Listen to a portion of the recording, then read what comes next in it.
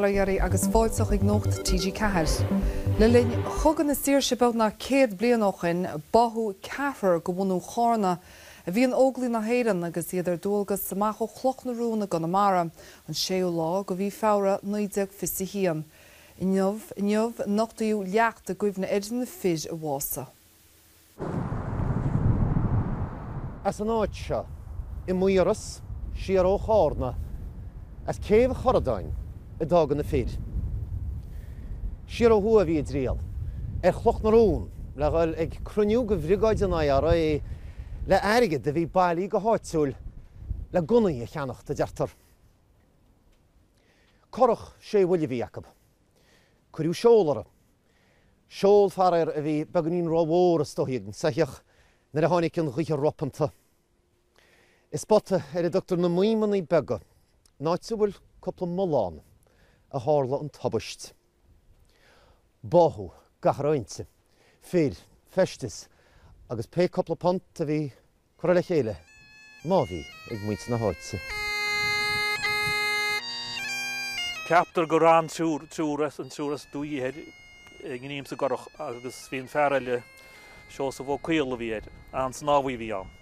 Rinne sé sin de bhealach rinne sé dhearchdach ná bhdír ach ní raid leis í hecht sláán.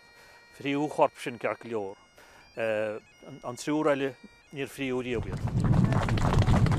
Trí bliana fichiad a bhí seo sa bhó caola atá curra I rulig uiris.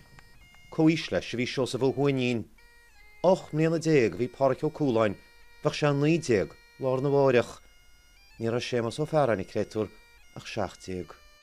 Sin fáil bhealach gur thóg seach a fada seo hí ruta cinn díana númás go sa gcuimhne ach is sin choradain go muid go chéile inniuh. Siad buin a bhí ag bert sean an columsa so bhí páric ceann dara agus Joe ceann go dara a bhí sna Óglaigh sé páric báthadh fear sa dragoid seo agus Joe I rethar chuis ag America ach bíodiad na buin a bhí Jacob. Tá rint so hí dianta le cúpla bliain ó ceúr an 19 sa sin agus stoigh gur déanana níos smú cainte faoi agus tá mepa gur méid ra sin gur thus muotéine cainte agus go binach chuí tháinig láineh gur muid tá se nám rutcintíana sa ahantas hurtróib agus úmós a hurtróib choíide, ja.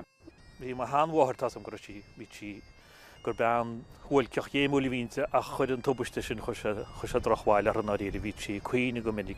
Tá sé thrám bhealach gomach áitigh daoine le ghail chuidir sin an racht bráin de scaoile mar dear agus go dúr faoi aitheantas gon dream sin a chu sa guntuirt mhór agus sa guntuirt ar son na saoirse.